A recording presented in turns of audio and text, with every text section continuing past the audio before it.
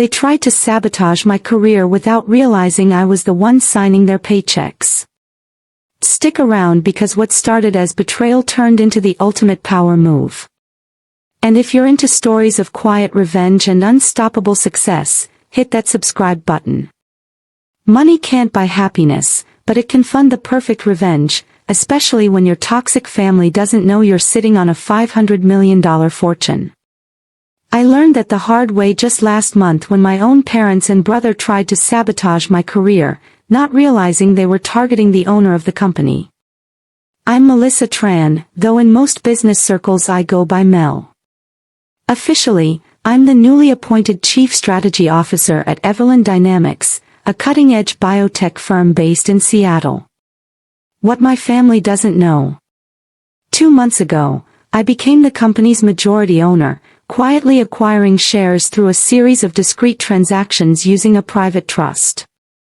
The path to this moment started nearly 18 years ago, back when I was a quiet scholarship kid studying biomedical engineering at Georgia Tech. Meanwhile, my younger brother Ryan coasted through Stanford with our parents footing the bill. Ryan needs support. Mom always said, "You've always been so independent, Mel." Independent didn't cover it. I juggled lab work, tutoring jobs, and coding side gigs to survive. Meanwhile, Ryan vacationed in Europe, proudly posting every wine tasting and yacht party, but I was patient, focused. I had a dream and I knew it would all pay off eventually. And it did. By the time I turned 30, I had launched and sold 2 biotech startups. Quietly, I kept my name off press releases, funneled profits through shell companies, and let the world think I was just another mid-level exec grinding away. Why all the secrecy? Because I knew how money poisoned relationships. My parents had always worshipped Ryan's stable job in corporate sales while treating my work like some fragile experiment. "You should talk to Ryan," Mom would say at dinner. "He can help you get into real business." So, I let them believe I needed help, that I needed them. Meanwhile, I was executing my master stroke, a stealth acquisition of Evolent Dynamics, where I'd been working quietly for just over a year. The firm was undervalued, but packed with promise. Using a web of trusts and entities, I gained control without anyone realizing it was me.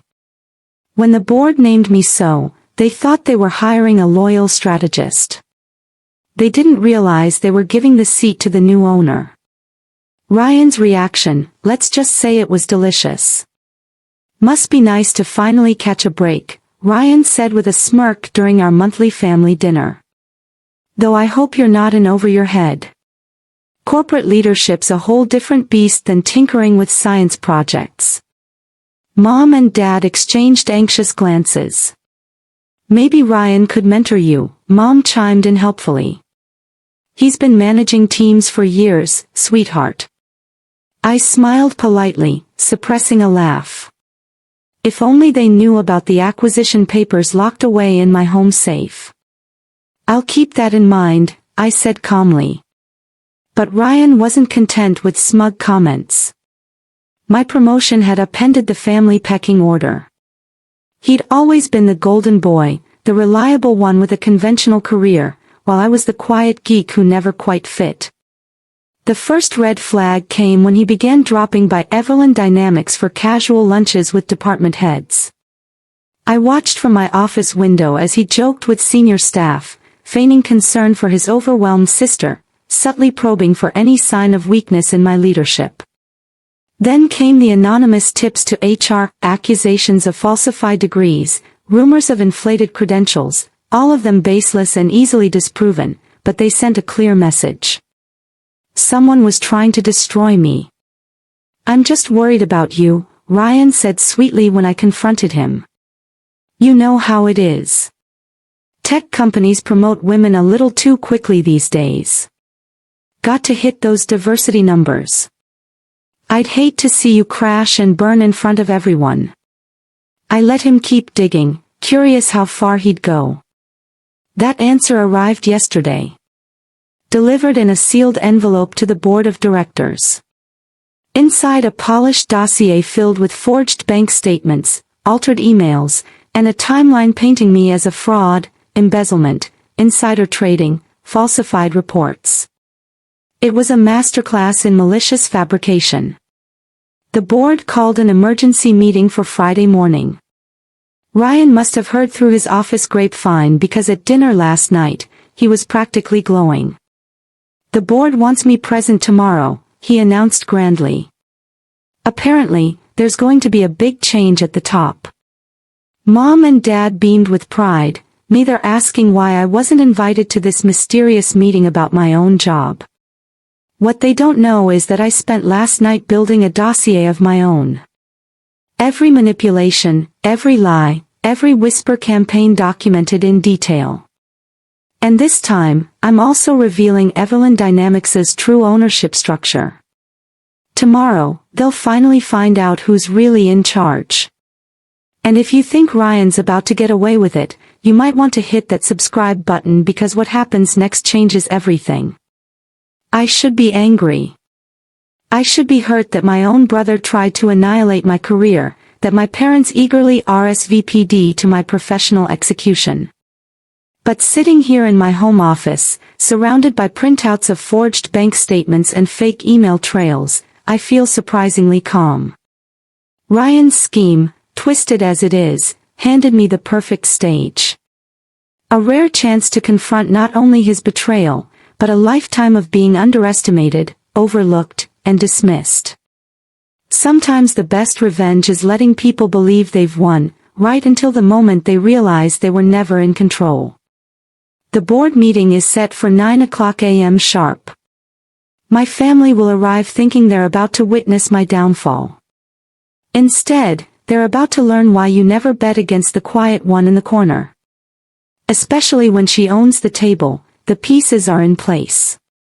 The curtain's about to rise, and for once in my life, I'm actually looking forward to a meeting. I got to Evelyn Dynamics early that Friday just to catch the show. Right on cue at 8:45 a.m., Ryan strutted into the lobby in his sharpest suit. Mom and Dad trailed behind dressed for a victory they didn't earn. "Is the board ready for us?" Ryan asked the front desk, practically humming with anticipation. His expression reminded me of the time he accidentally deleted my science project in 8th grade the night before it was due. From my office upstairs, I watched them being escorted to the executive conference room. The board followed soon after, somber-faced and tight-lipped, exactly as instructed. Everyone had received my private message the night before. At 9 a.m. on the dot, I pushed back my chair, took a deep breath, and walked down the hall. Time to begin. Marcus Chen, our board chair, was mid-sentence as I entered. "These allegations against Ms. Ran are extremely serious." "Sorry I'm late," I said brightly, taking my seat at the table. Ryan's head jerked up, confusion flickering behind his smug grin. "Mel, this is a closed session. You weren't invited," he said sharply, glancing nervously at the directors. I folded my hands calmly. "Actually, I invited myself. It's a bit hard to hold a board meeting without the company's owner." The silence was delicious. Ryan's jaw dropped. Mom blinked rapidly. Dad looked like he'd swallowed a lemon whole. "What are you talking about?" Ryan sputtered. "Evelyn Dynamics is owned by shareholders. It's a public company," Ryan scoffed, clinging to his illusion of control. "Correction," I said, nodding to my assistant, Isla, who stepped forward and began distributing folders to everyone seated around the table. Evelyn Dynamics was a public company until 2 months ago when it was quietly purchased by Trans Strategic Holdings. Would you like to guess who owns that? I watched as realization dawned across the boardroom. Several directors' eyes widened as they flipped through the pages. Some had speculated about the mysterious private trust behind the buyout, but no one knew the identity of the new owner. Until now. "This is insane," Ryan stammered. You can't afford. You're just a lab geek, just a coder, I finished for him, smiling. Yes, you've made that quite clear over and over again. In fact, I turned to Isla. Could you play the recordings, please? She tapped her tablet and the room filled with Ryan's voice dripping with false concern. Between us, Melissa's not leadership material, he was saying in one clip. She's brilliant in the lab, sure, but this role, she's going to crash hard. Another recording played. Have you noticed any irregularities in her department's finances? Might be worth a closer look. Every whisper, every manipulation, every false lead captured and played back like a perfectly timed symphony. Ryan began to sink into his chair, color draining from his face as the room turned cold. And then there's this, I said, holding up the envelope he'd sent the board. The same one filled with falsified statements and forged documents. Attempted character assassination, fabricated financial misconduct, intentional sabotage of company leadership. Did you really think no one would verify any of this before taking action? I was trying to protect the company, Ryan blurted, his voice cracking. You're not qualified. You've never been the one who succeeds, who wins. You're not the one who deserves to be here, I said quietly. No, Ryan. I'm the one who deserves to expose you for corporate espionage, for manipulating stock perception, for endangering the company's future with lies. Mom's voice finally broke through the silence. Surely you wouldn't ruin your own brother's life. Like he didn't try to ruin mine, I said, turning to her. Like you didn't come here to watch it happen. Dad raised a hand weakly. We were just supporting Ryan. No, I cut in. You were doing what you've always done, assuming he was the one worth betting on. Then I turned back to the board. I apologize for the theatrical nature of this meeting, I said, rising once more to face the board. But I needed everyone here to understand exactly what we're dealing with. Mr. Ryan Tran has committed multiple serious violations in his attempt to sabotage my role at this company. I paused, letting that hang in the air. His actions have not only targeted me, they've exposed Evelyn Dynamics to legal and regulatory risk. Marcus Chen cleared his throat carefully. What would you like us to do, Miss Tren? I took my seat again, folding my hands on the table. First, I want it on record that the board has reviewed and dismissed all allegations made against me as categorically false based on verified documentation and internal review. Second, I request that a formal letter be sent to Ryan's employer detailing his misconduct, including the audio recordings, fabricated evidence, and attempts at corporate espionage. This behavior should follow him professionally. You can't, Ryan said, his voice cracking. You'll destroy my career. Like you tried to destroy mine, I asked calm but sharp. The difference is I have real documents tracing real actions you took, not the forged garbage you sent hoping to frame me. I turned back to the board. Lastly, I want it documented that Ryan Tran and both of our parents are permanently banned from Evelyn Dynamics property. Any attempt to contact staff or interfere with operations will result in immediate legal escalation. Mel, please.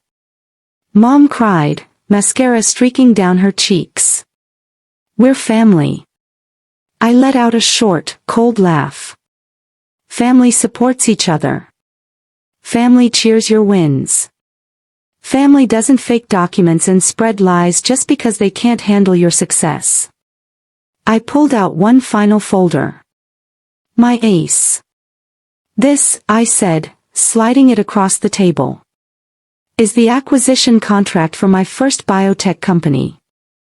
Sold it for $50 million at age 27. My second $180 million 2 years later, I glanced at Dad. I could have bought that golf club membership you wanted. Could have paid for every luxury trip you gave to Ryan like trophies, but I didn't. Aha. They stared at the numbers. Numbers that shattered every narrative they'd clung to.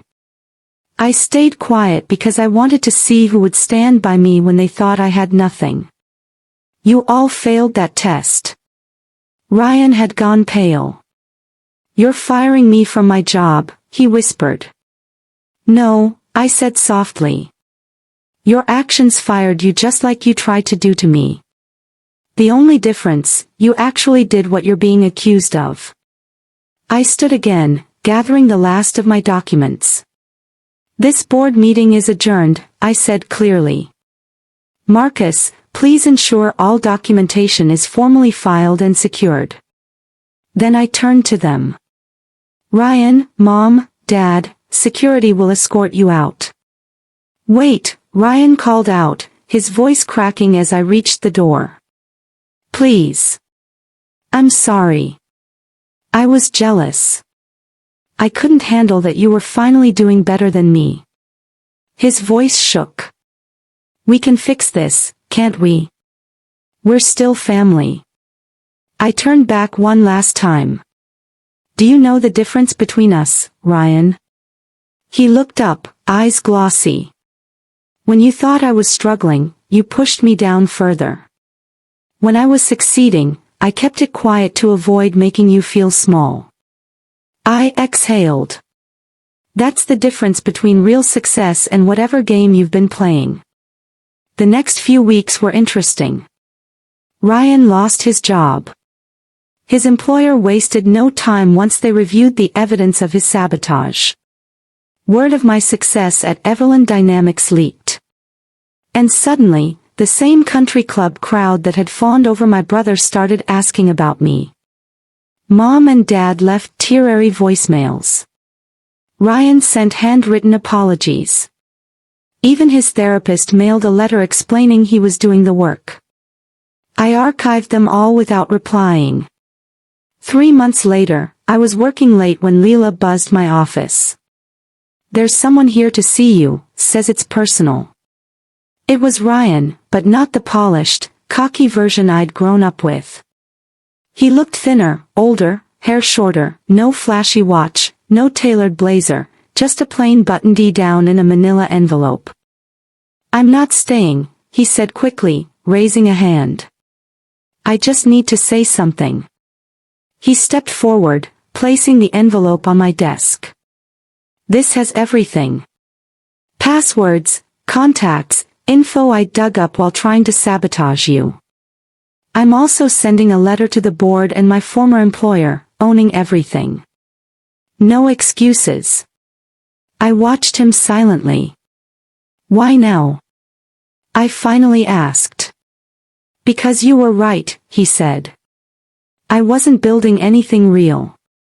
You did, and I hated you for it. He turned to leave, then hesitated. I'm starting over. Small startup, entry level. No shortcuts this time. I don't expect forgiveness. I just wanted you to know that letting me fail taught me more than our parents ever did by helping me cheat. He reached the door. Ryan, I called softly. He turned back, hope in his eyes. Send me your resume in a year. Not for a leadership role, I said gently. But if you're serious about earning things the right way, we're always looking for people willing to work their way up. A single tear slipped down Ryan's cheek, but he gave a small nod, collected himself, and left without another word. 6 months later, Evelyn Dynamics has surpassed even my most optimistic projections.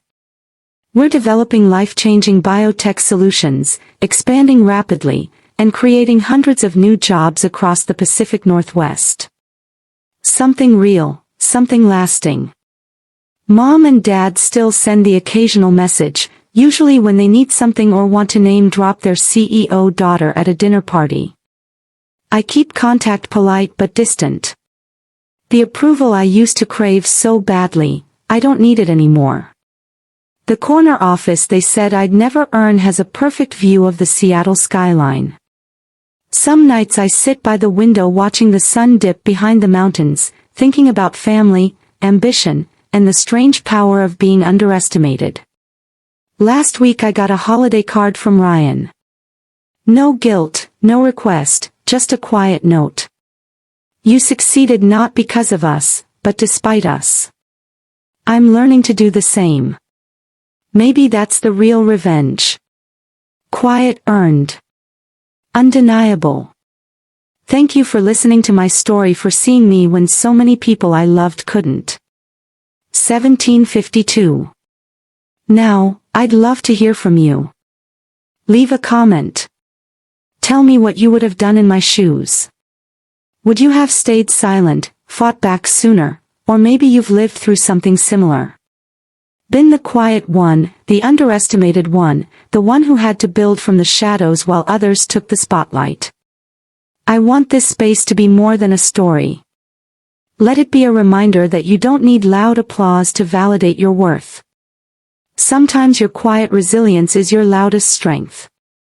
And if you're on your own journey right now, working late nights, being overlooked, underestimated, keep going, keep building. Let your success speak louder than your pain. Support me by liking, sharing, and subscribing. Not just for the next chapter of my story, but for yours, too. Because if I've learned anything, it's this. Success isn't about proving people wrong. It's about proving to yourself that you were always right to believe. So, what's your story? I'm listening. And I hope the world is too, because it's your time to be seen.